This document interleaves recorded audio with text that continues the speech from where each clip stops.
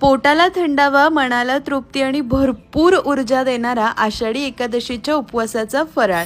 अजिबात सोडा किंवा इनो न वापरता पांढरे शुभ्र जाळीदार कुरकुरीत डोसे आणि चटणी करणार आहोत.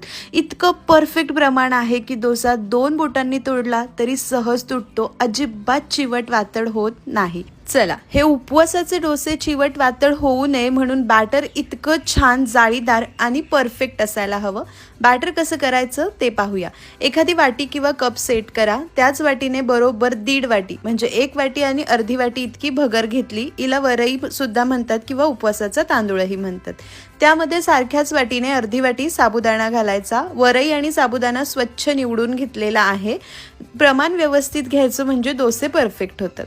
यामध्ये भरपूर पाणी घालायचं. हलक्या हाताने चोळून 1-2 वेळा आपल्याला हे स्वच्छ असे धुवून घ्यायचे. हलक्या हाताने चोळायचं. हे पाणी फेकून अजून एका पाण्याने धुवून घेते.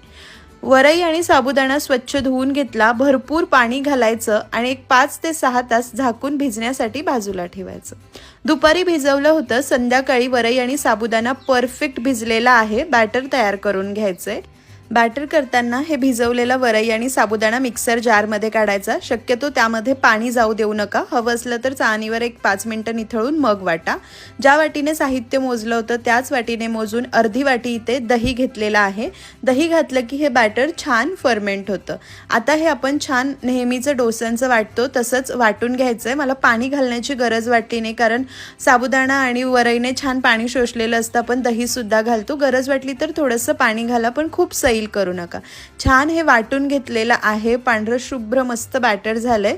5 मिनिटं फेटून घ्यायचं म्हणजे हलकं फुलकं होतं आणि फर्मेंट सुद्धा छान होतं. या स्टेजला जास्त सैल करू नका. फर्मेंट झाल्यानंतर हे बॅटर थोडंसं सैल होतं.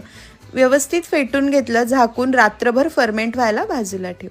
दुसऱ्या दिवशी सकाळी आपलं बॅटर परफेक्ट जाळीदार असं फर्मेंट झालेलं आहे. चला दाखवते.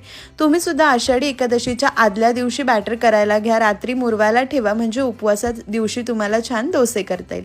बॅटर किती सुंदर हलकं जाळीदार झालेलं आहे. परफेक्ट फर्मेंट झालंय. जसं की मी सांगितलं होतं आंबल्यावर जरासं सैलसर होतं म्हणून आधीच जास्त सैल करू नका. यामध्ये चवीनुसार मीठ घालायचंय. तुम्ही उपवासाला जे मीठ खातात ते घाला.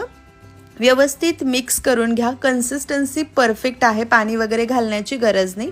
जरा वेळ बाजूला ठेवू आणि आधी यासोबत खायची उपवासाची बटाट्याची भाजी करून घेऊया. पॅनमध्ये तूप किंवा शेंगदाणा तेल घाला. तेल छान गरम झाल्यानंतर इथे जिरे घालायचे. तुम्ही खात नसल्यास स्किप करा.